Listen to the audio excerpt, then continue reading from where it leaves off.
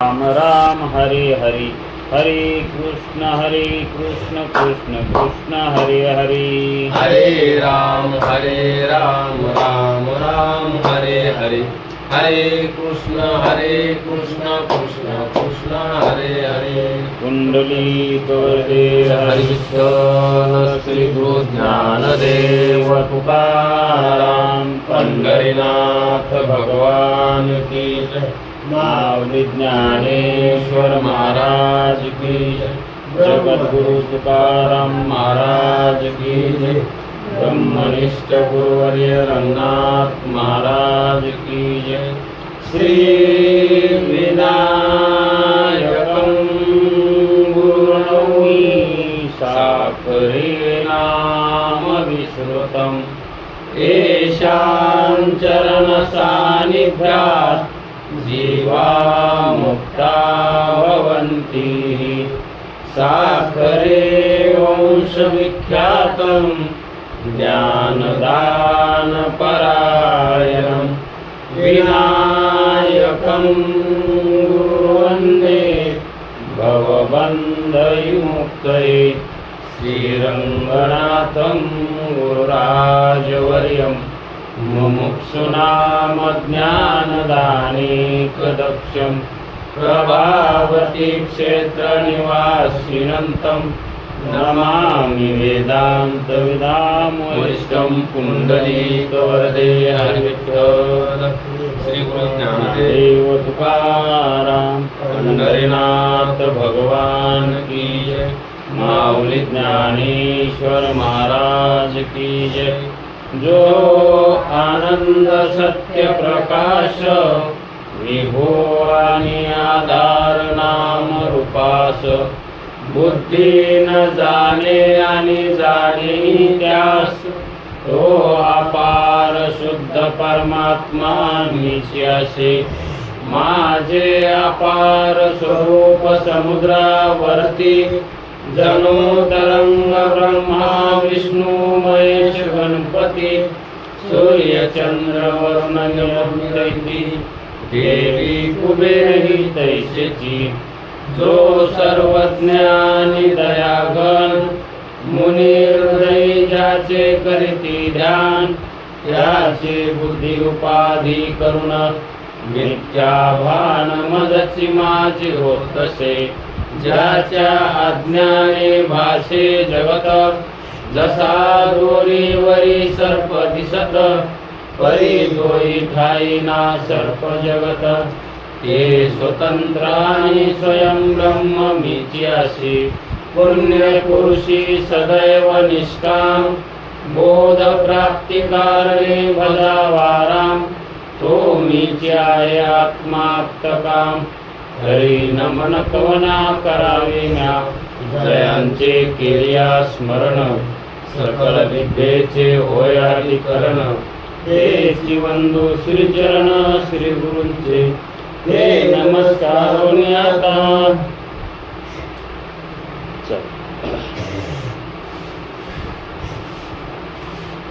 विचार सागर तरंग 6वा, परिच्छेद 47वा।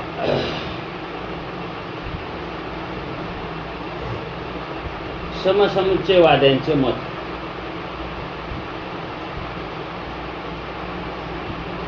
समसमुच्चयवाद्यांचे मत काही वेदांत संप्रदायामध्ये समसमुच्चयवादी सुद्धा आहेत। मग समसमुच्चयवाद म्हणजे काय? की जसं कर्म, उपासना आणि ज्ञान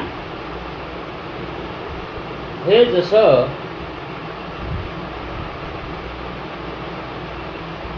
वेदांत शास्त्रामध्ये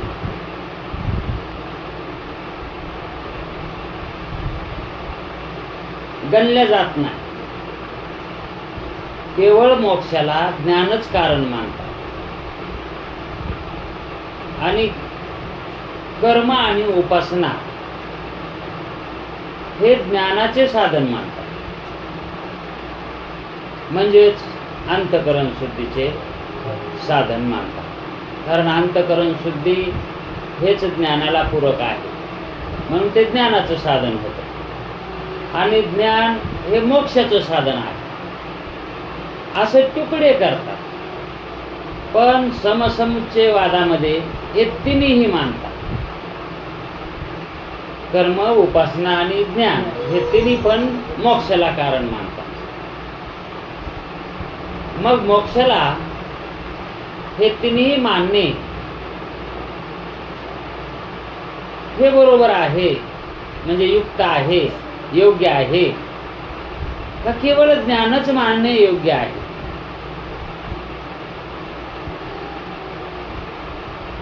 वारकरी संप्रदायाने किंवा संतांनी अधिकार तैसा करू उपदेश किंवा मुंगीवरी भार गजाचे पालन असं चालत नाही. मुंगी हत्तीच्या पाठीवर बसून गेली तर चालेल, पण मुंगीच्या पाठीवर हत्ती बसून हे चालत नाही.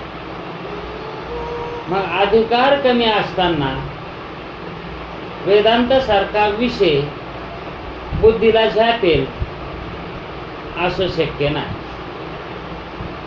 जसा अधिकार असेल तसं ती बुद्धी आत्मसात करील. म्हणून काहींच्या कर्म उपासना न करता, काहींना कर्म उपासना या जन्मी न करता ज्ञानामध्ये प्रवृत्ती होते, म्हणजे श्रवणामध्ये प्रवृत्ती होते. का होते? तर त्यांना अगोदर सत्कर्म उपासना ह्या केलेल्याच आहेत, म्हणून त्याची अंतःकरणाची शुद्धी झालेली आहे. म्हणून त्याला श्रवणामधलं ज्ञान आत्मसात करून घ्यायला काही अडचण पडत नाही. पण अंतःकरणाची शुद्धी गेल्या जन्मातही झाली नाही, या जन्मातही केली नाही, पण त्याला मोक्षाची इच्छा झाली. मग काय करा? मग त्याला कर्म उपासनाच ह्या कराव्या लागतात. पण समसमुच्चयवादामध्ये जरी ज्ञान झालं तरी पण कर्म उपासना सोडू नये. ज्ञानाच्या अगोदरही कर्म उपासना ह्या कराव्यात आणि ज्ञान झाल्याच्या नंतरही कराव्यात. ते का कराव्यात तेच या ठिकाणी ते समजून सांगतात. 3 दृष्टांत देतात ते कर्म उपासना ह्या कशा आवश्यक आहेत, ज्ञानी पुरुषाला सुद्धा, मुमुक्षुला सुद्धा आणि अज्ञानी भक्ताला सुद्धा. सर्वांनाच त्या करणं योग्यच आहे. आणि जर त्या नाही केल्या तर ज्ञानही टिकणार नाही, अंतःकरणही शुद्ध होणार नाही आणि परमार्थामध्ये प्रवृत्तीही होणार नाही. मग हे तिन्ही मानणं म्हणजे सत्कर्म उपासना हे 2 किंवा 1 आणि ज्ञान हे मानणं म्हणजे समसमुच्चयवाद. पण शास्त्र कसं निर्सदूत खाते, पाणी टाकून जमत नाही, है का नाही? तसं कर्म आणि उपासना मोक्षाला ते कारण मानत नाही, है का? मग समसमुच्चयवादी हे वारकरी संप्रदायामध्येच आपले जे काही थोर मोठ्याले महात्म्य होऊन गेले आहेत, त्यांनी सुद्धा सत्कर्म उपासनेचा त्याग केलेला नाही.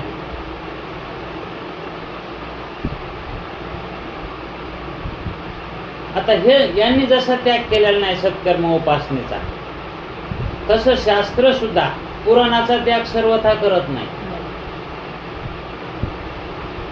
म्हणजे त्याला जवळ करीत नाही आणि दूरही लोटीत नाही, म्हणजे काही अंशी स्वीकार करतच. तसं वारकरी संप्रदायातल्या महात्म्यांनी सुद्धा, संतांनी सुद्धा सत्कर्म उपासनेचा स्वीकार केलेला आहे, दूर लोटलं नाही आणि तेवढंसं लय जवळही केलं नाही. म्हणजे ज्याला ज्ञान झालं आहे तो जे सत्कर्म उपासना करतो तो त्याच्यासाठी करतच नाही, तो करतो दुसऱ्यासाठी, है का नाही? दुसऱ्यांना वळण लागावं, दुसऱ्यांना तसे संस्कार घडावेत म्हणून करतात. वास्तविक पाहता त्याला त्याचा काय उपयोग आहे का? पण तो करतो ते दुसऱ्यासाठी करतो. म्हणून जगाच्या कल्याणात संतांच्या विभूती, देह काष्टविधी परोपकारे, तो परोपकार करण्याची त्यांची वृत्ती असते. म्हणून त्यांना सत्कर्म उपासनेची गरज नसली तरी ते सत्कर्म उपासना सोडत नाही, है का नाही? आणि काही काही सोडून देतात, काही काही सोडून देतात. ज्याच्या अंतःकरणामध्ये दया आहे असे सत्कर्म उपासनेमध्ये राहतात. जसं आता कीर्तन करणे, प्रतिपादन करणे, आता हे ब्रह्मज्ञानाला काही गरज नाही, आवश्यकता आहे का त्याला?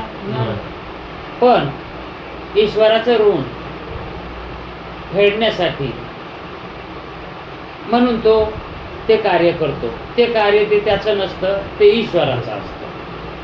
म्हणून ईश्वराचं ऋण फेडण्यासाठी तो त्याच्यामध्ये प्रवृत्त होतो. कोणी कर्म उपासना सहित ज्ञान मोक्षास हेतू आहे असे मानतात. कोणी म्हणजेच हे समसमुच्चयवादी किंवा वारकरी संप्रदायाचे म्हणायचे, त्यांचे असे म्हणणे आहे की आता कर्म उपासना ज्ञान मानतात म्हणजे त्यांचं म्हणणं काय आहे, का मानावं लागतं हे सांगावं लागेल त्यांना, आहे का नाही? त्यांचं म्हणणं काय आहे, म्हणजे का आवश्यक आहे कर्म उपासना मोक्षासाठी, त्याचं कारण सांगतात. 3 कारणं सांगितले, 3 कारणानं पटवून गेले. आकाशात पक्ष्याचे एका पंखाने गमन होत नाही. पक्षाला उडायचं असेल तर एका पंखाने त्याला उडता येतच नाही. त्याला उडण्यासाठी दोन्ही पंख लागतात, गरजेचे आहेत. त्याप्रमाणे मोक्षे लोकासही एका ज्ञानरूप पंखाने गमन होणार नाही.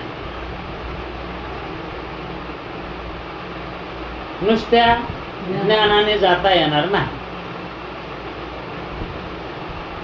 कारण पक्षाला एका पंखाने उडता येत नाही. उपासना सहित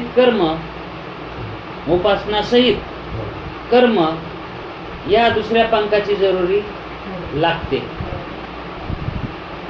उपासना ही मानस कर्म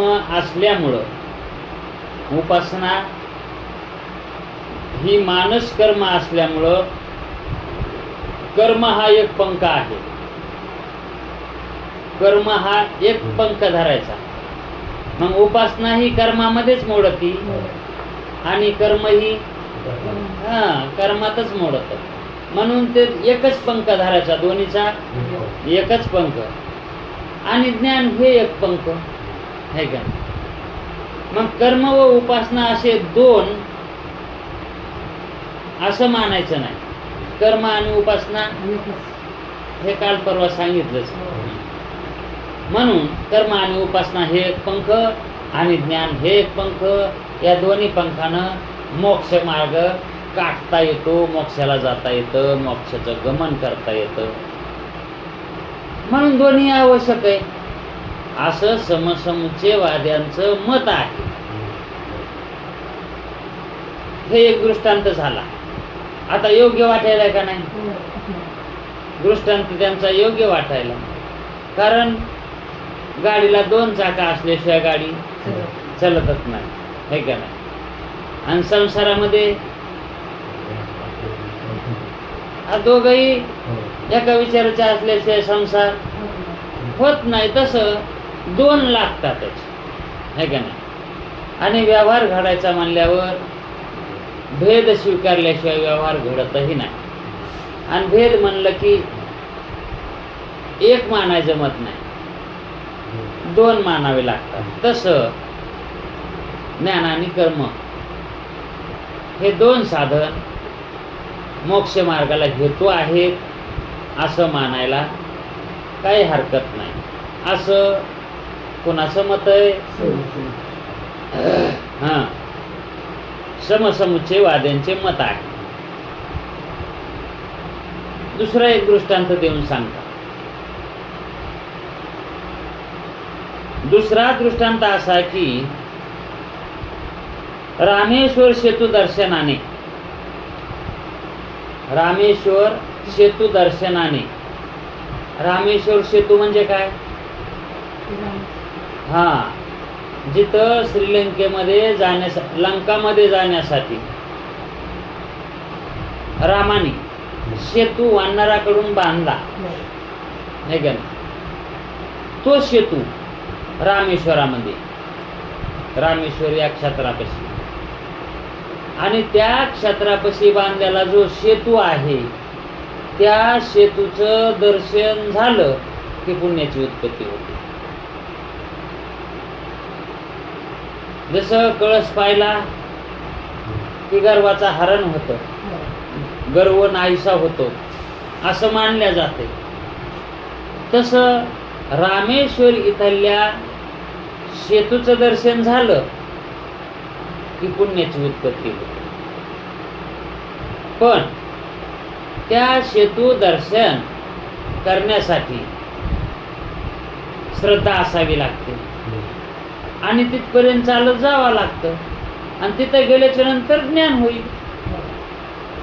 तिथं गेल्यावर काय होईल? प्रत्यक्ष पंचज्ञान, प्रत्यक्ष ज्ञान होईल. मग त्या ज्ञानाला दर्शन म्हणायचे. त्या ज्ञानालाच काय? दर्शन झालं. दर्शन या शब्दाचा अर्थ पाया पडणे नव्हे, दृष्टीनं प्रतीतीला येणं याला दर्शन म्हणायचं. मग तसं ज्यावेळेस त्या सेतूचं प्रत्यक्ष ज्ञान होण्याकरता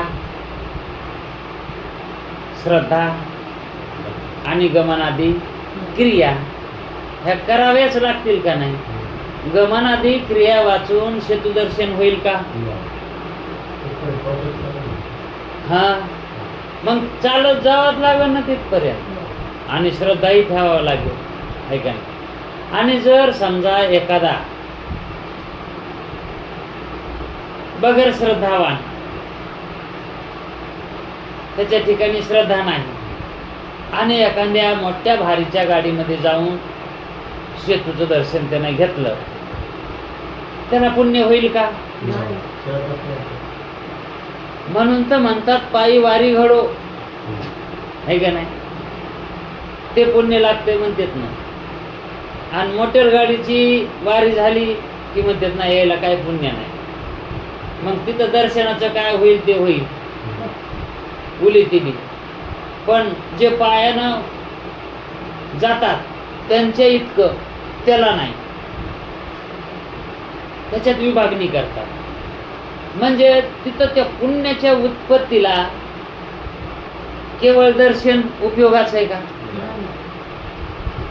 म्हणजे नुसतं पाहिल्यानं पुण्याची उत्पत्ती होत नाही, है का नाही? मग एखादा सारखा तिथं पुलापाशी बसूनच राहील त्या, मग त्याचं किती पुण्य होईल? आणि तो जितका त्याच्याजवळ असन तितकी त्याची त्याच्यावरची श्रद्धा उडालेली असते. श्रद्धा नसते जितका जवळ असन त्याच्या, है का नाही? आता जे पांडुरंगाच्या मूर्तीपाशी जे पुजारी आहे त्यांना ते पांडुरंगाचं काय वाटत असेल? काहीच नाही. आपल्या घरच्या देवावर जसे देव येतं तसं त्याच्या देवाऱ्यावरचा देव त्याला तसा वाटत असेल, है का नाही? पण आपण इथून पायी वारी करून दर्शन घेतो का नाही, है का नाही? मग आपल्याच ठिकाणी असणारा जे साक्षी चैतन्य आहे ते चैतन्य कशाचं प्रकाशन करेल, म्हणजे कशाचा निश्चय करेल की आता मला पुण्य, कारण तशी संकल्पना अगोदरच होती, आहे का नाही. मग ते पुण्य लागल्याची त्याच्या ठिकाणी अंतःकरणामध्ये, चित्तामध्ये तसे संस्कार घडतात. पुण्य लागल्याचे संस्कार. आणि एरी तरी पंक्ती जरी उठविल्या, दान जरी केलं तरी ते संस्कार चित्तात बसणं म्हणजेच पुण्य. पुण्य म्हणजे असं का काही एखादं काही उगवतं का काही, फक्त मनामध्ये तशा संकल्पना तयार होतात, हे का नाही, त्याला पुण्य म्हणतात. मग सेतुदर्शनानं पुण्याची उत्पत्ती होते हे खरं आहे, पण श्रद्धायुक्त अंतःकरणानं पादक्रमण करून तिथं जर गेला आणि दर्शन झालं तर पुण्याची उत्पत्ती होते. आणि श्रद्धा नसून पादक्रमण न करता जर तिथं तो कशाच्या आधार घेऊन तिथं गेला आणि त्यानं जर त्या सेतूचं दर्शन घेतलं तर त्याला पुण्याची उत्पत्ती होतच नाही, कारण श्रद्धाच नाही. तिथं गेल्याच्या नंतर त्याला वाटतं काय नाही, आपल्या इकडं जसं पिचिंगचा पूल केलेला असतो तसा पूल आहे. सेतू म्हणजे पहिले जसे ते खालून आपले हे करीत होते, नळ्याचे नव्हते पहिले फुलं, बगर नळ्याची, जमिनी लेवलवर दगडाची पिचिंग करून ठेवायची फक्त, आहे का नाही. आणि दोन्ही बाजूने भिंती घ्यायच्या आणि मधात तो गट भरायचा, ते झाला सेतू, त्यालाच पूल म्हणत होते, आहे का नाही. आणि तसाच तिथे केलेला आहे समुद्रामध्ये, आहे का नाही. पण त्याचं दर्शन झालं की पुण्याची उत्पत्ती होते असं पुराणवाद्यांनी त्याचं वर्णन केलेलं आहे तसं, आहे का नाही. आणि तसं लोक मानतात, आतापर्यंत जातात तिथं पुलाचं दर्शन घेतात आणि पुण्याची उत्पत्ती आपल्या पदरात पडली असं मानतात, आहे का नाही. हा श्रद्धेचा खेळ आहे. पण त्या पुण्याच्या उत्पत्ती करता आता हा दृष्टांत आहे, तर तिथपर्यंत जाण्यासाठी चालत जावं लागेल आणि श्रद्धा युक्त अंतःकरणानं त्याचं दर्शन जर झालं तर तिथं पुण्याची उत्पत्ती होईल, आहे का नाही. मग त्या पुण्याच्या उत्पत्तीला कारण काय मानायचं, दर्शन मानायचं का पादक्रमण मानायचं का श्रद्धा मानायची. आता हे 3 झाले ना, श्रद्धा आणि पादक्रमण, चालत जाणे, सत्कर्म चालत जाणे, उपासना, श्रद्धा. श्रद्धा हे माणूस कर्म आहे का नाही. मग श्रद्धा आणि उपासना, आहे का नाही. श्रद्धा ही उपासना आणि कर्म म्हणजे चालत जाणे. याच्याशिवाय तिथं जर दर्शन घेतलं सेतूचं तर पुण्याची उत्पत्ती व्हावी का. मग तसं सत्कर्म उपासना न करता ज्ञान घेतलं तर मोक्ष होईल का, असं म्हणणं समसमुच्चयवाद्याचं. म्हणजेच मोक्ष घडणार नाही म्हणतात. बर, क्रमानं जाऊ. रामेश्वर सेतू दर्शनाने पापनाश होतो, त्यात सेतू दर्शन प्रत्यक्ष ज्ञानरूप आहे, परंतु केवळ सेतूच्या प्रत्यक्ष ज्ञानाने पापनाश होत नाही. त्यास भक्तीसह वर्तमान म्हणजे श्रद्धा, वर्तमान गमनाची सहाय्यता पाहिजे. श्रद्धारहित पुरुषाचे केवळ सेतू ज्ञानाने पाप निवृत्ती होणार नाही. श्रद्धारहित पुरुषाची पाप निवृत्ती होणार नाही. जसे सेतूच्या ज्ञानास पाप निवृत्ती रूप फला करता, पापाची निवृत्ती म्हणा की पुण्याची, पण इथं पाप निवृत्ती म्हणलं. त्या सेतूचं दर्शन घडल्यानं काय होतंय, पापाची निवृत्ती. मग श्रद्धा गमनादी कर्माची जरुरी असते. त्याप्रमाणे ब्रह्मज्ञानाशी मोक्षरूप फलोत्पत्ती करता कर्म उपासनेची जरुरी आहे, असं त्यांचं मत आहे. ते इतक्यावरच थांबत नाही, आणखी पुढे म्हणतात की ज्याच्या मतात केवळ ज्ञानानेच मोक्ष होतो. आता कोणाच्या मतात हे वेदांतामध्ये आहे, शास्त्रामध्ये. मग ते असे म्हणतात की त्यांनीही कर्म उपासनेस मोक्षाचे कारण मानले आहे. ज्याच्या मतात केवळ ज्ञानानेच मोक्ष होतो असे मानतात त्यांनीही कर्म उपासनेस मोक्षाचे कारण मानले आहे. मोक्षाचे कारण त्यांनीही मानलेले आहे. पण वेदांत संप्रदायामधलेच काही असा वर्ग आहे की तोच आपला वारकरी संप्रदाय. ते काय म्हणतात, त्यांच्या मतामध्ये म्हणजे संतांच्या आपल्या मतामध्ये काय आहे, कर्म उपासनेस मोक्षाचे कारण त्यांनी मानलेले आहे. कर्म उपासना ते केलंच पाहिजे. मग तो समसमुच्चयवादी काय म्हणतो की काही वेदांती मानतात ना, आहे का ना, पण इथं शास्त्रामध्येच का मानेना, कारण तेही शास्त्र शिकूनच वेदांत पाठक झाले तर, हे का ना, पण ते मानतात. मग ते का मानतात, त्यांनी मानायला नाही पाहिजे. ते काय मानतात तर ती अंतःकरणाची शुद्धता आणि निश्चलता कर्माने आणि उपासनेने होते असं मानतात. कशामुळे ते करतात, अंतःकरणाची निर्मलता आणि वृत्तीची स्थिरता ते सत्कर्म आणि उपासनेने होते, म्हणून ते कर्म उपासना मानतात आणि करतात.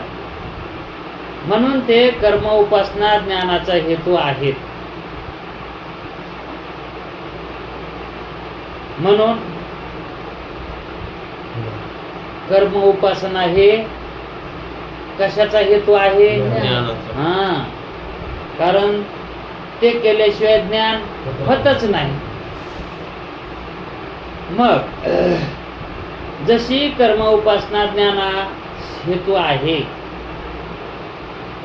ज्ञानाला हेतू कर्म आणि उपासना जसा आहे त्याप्रमाणेच मोक्षाचेही कर्म उपासना हेतू मानणे योग्य आहे. ज्ञानाला ते हेतू मानायलाच ना. मग थोडंसं आणखी पुढे चला. जर ज्ञानाला हेतू मानतात तर मोक्षालाही मानतात. एरवी तरी ज्ञान रूपच मोक्ष मानतात ना. मग तुम्ही असं तुटक का म्हणून बोलायला, तुम्ही मोक्षाला हेतू मानेना आणि ज्ञानाला तर हेतू मानतात ना. का ज्ञान कशामुळे होतंय, अंतःकरण शुद्धीमुळे. अंतःकरण शुद्धी कशामुळे होती, कर्म उपासनेने. म्हणजे तुम्ही कर्म उपासना ज्ञानाला हेतू मानायलात ना. मग तसंच मोक्षाला मानाय की आता कितीक राहिले. एरवी तरी मोक्ष कसा मानतात तुम्ही, ज्ञान स्वरूपच मानतात ना. पण ते वेदांत कसलं मानिवत, शास्त्र कसलं ते, असं त्यांचं म्हणणं आहे. म्हणजे त्यांनी रामेश्वर सेतूचा दृष्टांत देऊन सत्कर्म उपासना मानायला काही हरकत नाहीत मोक्षाला कारण म्हणून ते त्यांचं मत मांडायले. तर आता 2 दृष्टांत देऊन त्यांनी सांगितले, तरी पण त्यांनी आणखी एक दृष्टांत आहे. तो म्हणजे असा, ज्याप्रमाणे जलसिंचन वृक्ष उत्पत्तीस कारण आहे. ज्या वेळेस आपण वृक्ष लावतो त्यावेळेस तो वृक्ष जगण्यासाठी, त्या वृक्षाची उत्पत्ती होण्यासाठी त्याला पाण्याची गरज लागते, हे का नाही? मग वृक्ष उत्पत्तीस आणि त्याच्या फळाला, त्या वृक्षाला फळं येतात, ते कशानं आले? त्याला रोज पाणी घातल्याशिवाय फळं आले का? मग त्याला पाणी घालणे, त्या वृक्षाला, हे कर्म उपासनेचं त्याला बोधक, कर्म उपासना हेच कारण मानावं लागेल का नाही? म्हणजेच कर्म उपासना म्हणजे वृक्षाला पाणी घालणे. आणि जर समजा वृक्षाला पाणी घातलंच नसतं तर वृक्ष वाळून गेला असता, वृक्ष वाळल्यावर फळ लागलंच नसतं. मग वृक्षाला पाणी घालणं हे महत्वाचं आहे का नाही? किती उपयोगाचं आहे. मग तसं कर्म आणि उपासना हे पाण्याप्रमाणे उपयोगाचं आहे. म्हणून कर्म उपासना ह्या अगत्य कराव्याच, असा हा एक दृष्टांत त्याला. ज्याप्रमाणे जलसिंचन वृक्ष उत्पत्तीस आणि फलास हेतू आहे, तशीच कर्म उपासना ही ज्ञानाच्या उत्पत्तीस आणि ज्ञानाचे फळ जो मोक्ष, ज्ञानाचं फळ मोक्ष, त्यासही हेतू आहे. मग तसंच सत्कर्म आणि उपासना हे ज्ञानालाही कारण आहेत आणि मोक्षालाही कारण आहेत, आहे का नाही? जसं पाणी घातलेलं झाड हिरवंही होतं आणि फळही, आहे का नाही? आणि जर पाणी नाही घातलं तर झाड हिरवं राहणार नाही, झाड वाळूनही जातं आणि फळ लागणारच नाही, आहे का नाही? किती समर्पक दृष्टांत आहे. मग असे मानणे योग्य आहे. कसे? सत्कर्म उपासना हे मोक्षाला कारण मानणे योग्य आहे. जरी वनातील वृक्षास कोणी म्हणेल की तिथं कोण जलसिंचन करायलंय, तिथं कोणी पाणी न घालताही त्याला फळं लागतातच, झाडे हिरवी राहतातच, पण तो समसमुच्चयवादी म्हणतो जरी मनुष्यानं तिथं पाणी घातलेलं नसल जंगलातल्या झाडायला, तरी पण त्याच्या बुडाशी मुळाशी ओला असतेच की, पावसाचं पाणी मानावंच लागेल ना. मग त्या वनामधले वृक्ष ज्या अर्थी हिरवे आहेत त्या अर्थी त्याच्या मुळाला पाणी मानावंच लागेल, आहे का नाही? आणि ते वृक्ष हिरवेत म्हणून त्यांना फळे येतातच. तरी वृक्षाच्या मुळाशी जलाचा संबंध असतोच. जल संबंध नसेल तर फळे येणार नाही. असो, एकंदर विवेचनावरून कर्म, उपासना आणि ज्ञान ही तिन्ही मोक्षास हेतू आहेत, असं आमचं मत आहे आणि योग्यही मत आहे. याला कोणीही खोटे ठरवावं, कोणीही खोटे ठरवावं, आम्ही त्यांचे दास होतो. त्यांच्या घरी पाणी भरू असं समसमुच्चयवादी म्हणतात. कारण कर्म आणि उपासना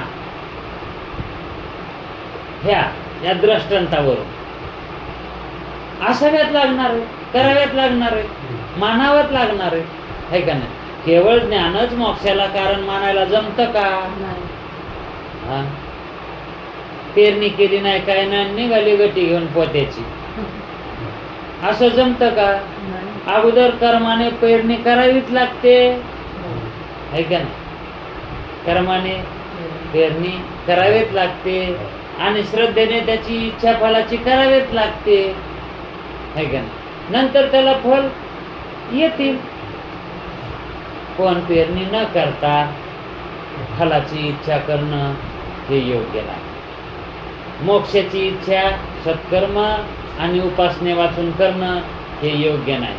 हां, तुमच्याकडे एक साधन आहे, ते ज्ञान आहे, आम्ही कबूल करतो, ज्ञानानेच मोक्ष होईल. पण ज्ञान कशानं होईल? हा, म्हणून कारणाला कारण जोडा ना. कारण क्रमसमुच्चय, जो क्रमसमुच्चयवाद आहे, क्रमानं सत्कर्म करून अंतःकरण शुद्धीद्वारा ज्ञानाची प्राप्ती आणि ज्ञानाद्वारा मोक्षाची प्राप्ती, असा क्रम न मानायला काय झालं? याच्यात काय वाईट आहे? इतक्यावरच नाही, समसमुच्चयवादी आणखी पटवून सांगतात, ज्ञानोत्तर काली म्हणजे ज्ञान झाल्याच्या नंतर त्या ज्ञानाला, त्या ज्ञानी पुरुषाला, ज्याला ज्ञान झालं तो कोण झाला? ज्ञानी, आहे का नाही? मग तो ज्ञानवान ज्ञानोत्तर काली म्हणजे ज्ञान झाल्याच्या नंतर कर्म करीत असल्याचे दिसते आम्हाला. जरी ज्ञान झालं तरी ते कर्म करतात, कर्म सोडत नाहीत. पण तुम्ही शास्त्रामध्ये असं का सांगता मग कर्म उपासनेची काही गरज नाही म्हणून? आणि ज्याला ज्ञान झालंय ते तर कर्म करतात, ते कसं काय करतात मग? यावरून दुसरे असेही म्हणता येईल की जरी केवळ ज्ञानानेच मोक्ष होतो असे मानले तरी ज्ञान रक्षणाकरता कर्म उपासनेची आवश्यकता आहे. ठीक आहे, नका मान. कर्म उपासनेने, कर्म आणि उपासना ह्या मोक्षाला कारण नाहीत, नका मान. कारण खालच्या पायरीच्या आहेत नाही, त्या ज्ञानवरच्या जवळच आहे ते ज्ञान, मोक्षाच्या जवळच आहे, जवळचं साधन आहे आणि अंतरंग साधन आहे. आणि कर्म उपासना या बहिरंग साधन आहेत, नका मान. काय हरकत नाही, आम्हाला काही राग नाही. पण ज्ञान झाल्यावर त्या ज्ञानाचं रक्षण कोण करेल?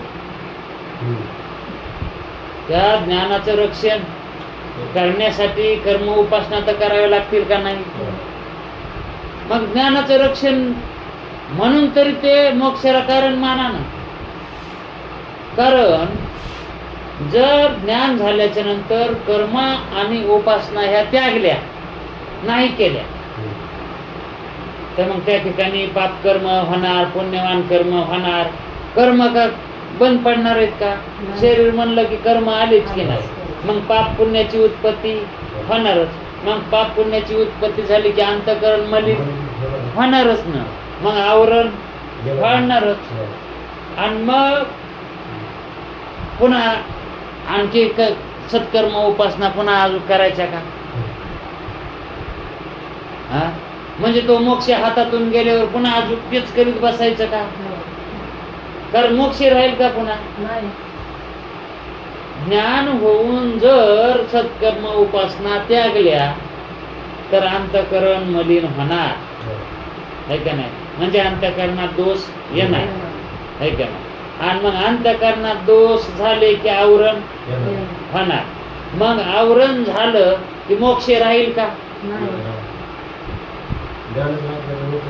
मोक्ष कसा राहील? मग मिळालेला मोक्ष जाईल का? राहील, है का नाही? मग पुन्हा मोक्ष गेल्याच्या नंतर पुन्हा अजून काय तुम्ही म्हणता? अजून आपण सत्कर्म उपासना करू. मग हे बार बार बार बार असं करण्यापेक्षा ज्ञान झाल्याच्या नंतर कर्म उपासना सोडू नका ना. ते ज्ञानाचं रक्षण, तिथं ज्ञान शाबूत राहील ना, त्या ज्ञानाला धक्का लागणार नाही ना.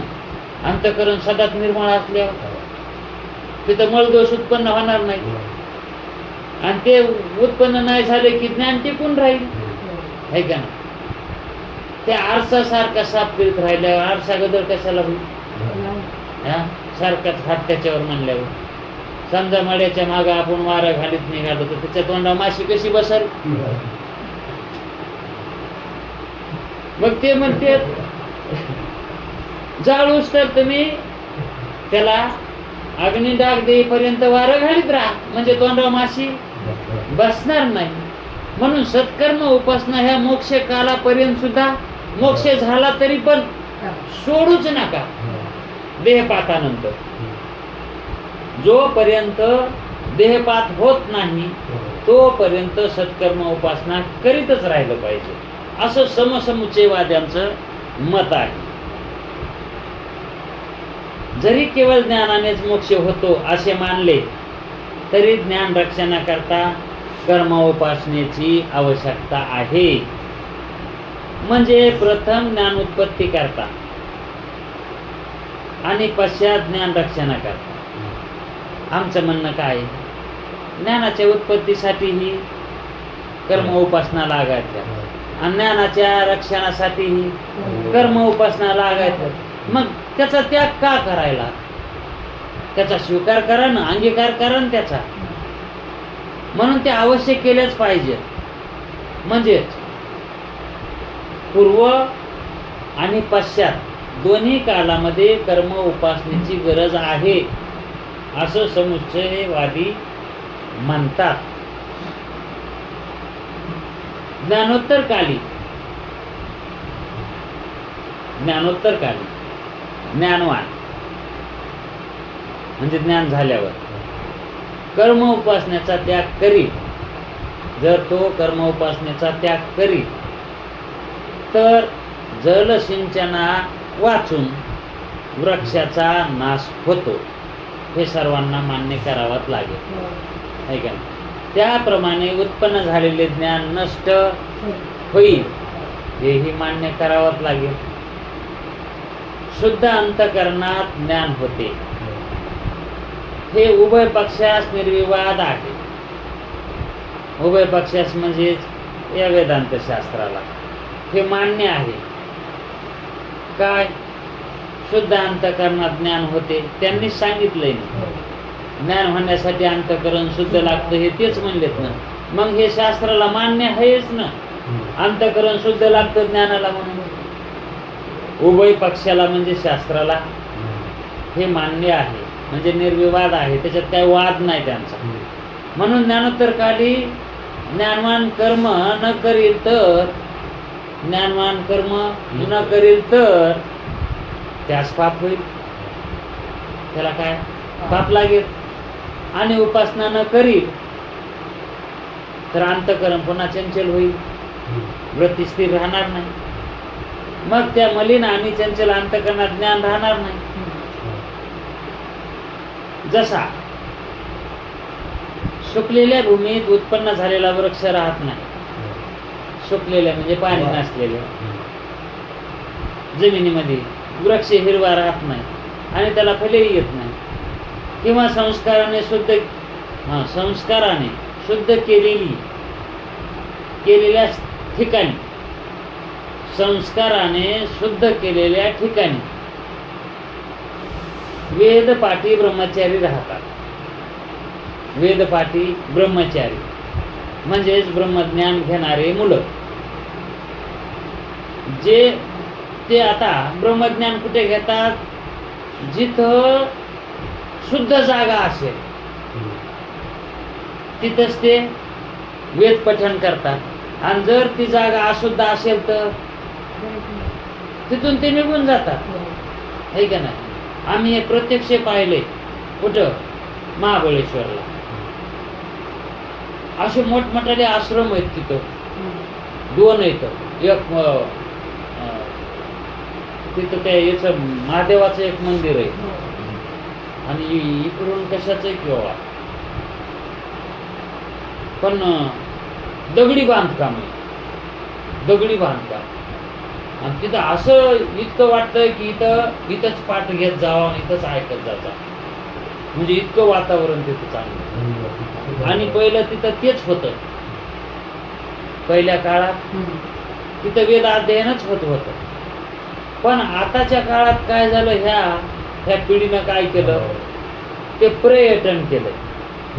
लग्न झालं की ते हनीमूनला म्हणून तिथं जाते. मग ते स्थळ बाटलं का राहिलं? मग तिथं पाठपठण कशाला कोण घेईल? पाठपठण करणारे ब्रह्मचारी हे त्यांचं जे काही पवित्रता आहे ती राहील का? म्हणून ते तिथं घेणारच नाही.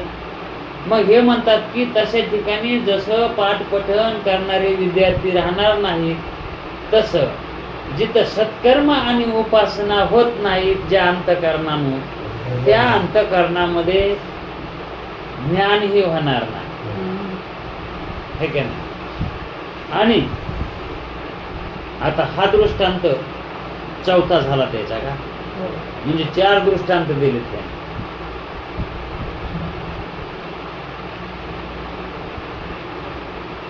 संस्काराने शुद्ध केलेल्या स्थानी वेदपाठी ब्रह्मचारी राहतात व ते स्थान त्यांनी काही निमित्ताने मलिन झालं तर त्या स्थानाचा त्याग करतात. त्याप्रमाणे कर्म उपासनेचा त्याग केल्यामुळं मलिन आणि चंचल अंतःकरणात ज्ञान राहणार नाही.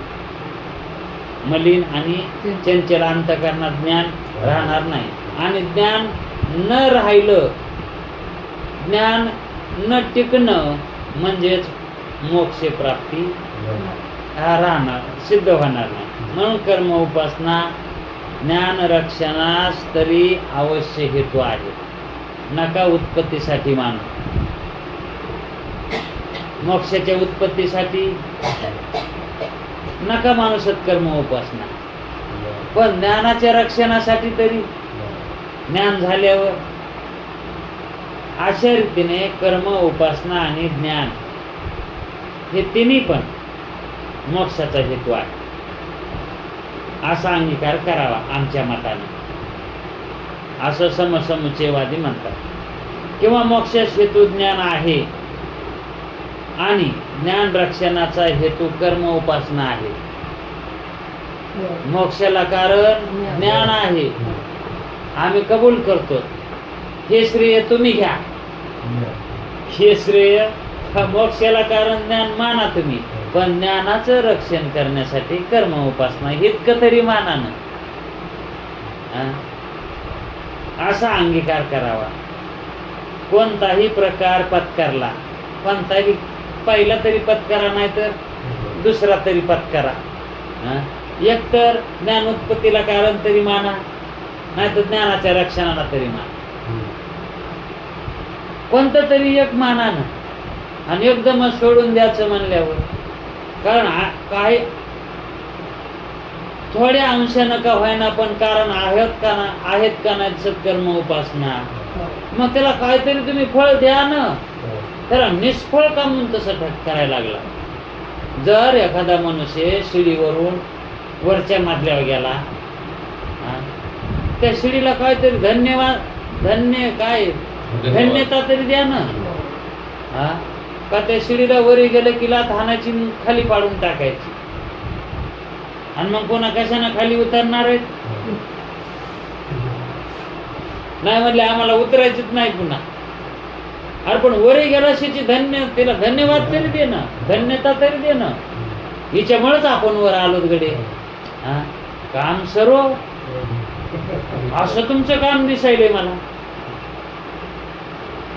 म्हणून कोणता तरी एका पक्षामध्ये त्यांना घ्या, पूर्व पक्षात तरी घ्या, नाही तर उत्तर पक्षात तरी घ्या. ज्ञानाच्या अगोदर तरी घ्या, नाही तर ज्ञान झाल्यावर तरी घ्या, पण घ्या. आमचं म्हणणं आहे कर्म उपासनाला सोडू नका, असं समसमुच्चयवादी वेदांत्या पुढं हात जोडून विनंती करावी. कोणताही प्रकार पत्करला तरी ज्ञानवानास कर्म उपासना कर्तव्य आहे असे सिद्ध होते त्यांच्या मतानं. असं त्यांनी सिद्ध केलं का नाही? याच्यात काय उणीव दिसायली का? आता हे असं सिद्ध करून ज्यानं दिलंय त्याला म्हणतात समसमुच्चयवाद. याला काय म्हणायचं? नाही तर एरवी शास्त्रानं आधी काय सांगितलं होतं? ज्ञानच कारण आहे मोक्षाला. पण हे म्हणतात नाही, कर्म उपासनेलाही काहीतरी महत्व दिलंच पाहिजे. आता हे वेदांती अडचणीत पडले. आता अडचणीत पडले का नाही? मग कर्म उपासनेला जागा द्यायची का कशी? म्हणजे मागं बघावं तर त्याच्यामुळेच आपल्याला ज्ञान झालं आहे का नाही? पण आपण त्याचा मोक्षाच्या ठिकाणी स्वीकार करीना. आणि स्वीकार केला तर मोक्षाच्या ठिकाणी काय होईल? दोषी. आणि नाही स्वीकार जर करावा दोष येईल, आणि नाही स्वीकार करावा तर हे पातक लागल. म्हणजे आता कसं झालं त्याचं महाग आड आहे का नाही? ते माऊलीने असे एक दृष्टांत देता. लवणाची मासोळी जरी झाली जिवाळी, तरी जळीना जळा वेगळी, न जिये जेवी मिठाची मासोळी केली. हे मासा असतात ना मासे, एका पुरुषानं मिठाचा मासा केला. मिठाचा हे रुखवाताला याला करतात ना साखरेचे, तसा मिठाचा केला. आणि मग त्याला अशी कल्पना सुटली की हे जर जिवंत झाला तर हे मासा आता मिठाचा कसा जिवंत होईल? पण त्यानं तशी कल्पना केली, हा जर जिवंत झाला तर मग त्या ठिकाणी एक योगी पुरुष आला. म्हणला काय करायला? म्हणला मिठाचा मासा, पण माझी अशी इच्छा आहे, मी याला आकार दिलाय, पण याच्यामध्ये जीवपणा यावा अशी माझी इच्छा आहे. त्या म्हणजे काय अवघड आहे त्याच्यात, मी माझ्या सामर्थ्याने त्याच्यामध्ये जीवपणा आणतो. तो योगी म्हणला. मग ते योग्याने त्याच्या सामर्थ्याने त्याच्यामध्ये जीवपणा आणला. माशामध्ये मासा जिवंत झाला. मासा झाला ना जिवंत त्या. पण आता तो जिवंत झाला ना, तो तसाच राहील का जिवंत? त्याला काय लागन? मग पाण्यात टाकले तो कसा राहील? मीठ विरघळण. आणि नाही टाकावं पाण्यात तर बिना पाण्याचा मारायला. तसं वेदांत्याचं झालं. वेदांत्याला सुद्धा इतके पाचरात धरणारे, इतक्या पाचरा वेदांताला सुद्धा म्हणजे शास्त्राला सुद्धा आहे का नाही, तसे अधिकारी पुरुष शास्त्राला सुद्धा आडवीत येतं. आडविलंच ना आता हे. आता याच्यातून शास्त्र कशी वाट काढतंय, पण खंडन करतं शास्त्र त्याचं. आता ते कसं करतं ते टाइम झाला, उद्याच्या वेळा. कुंडली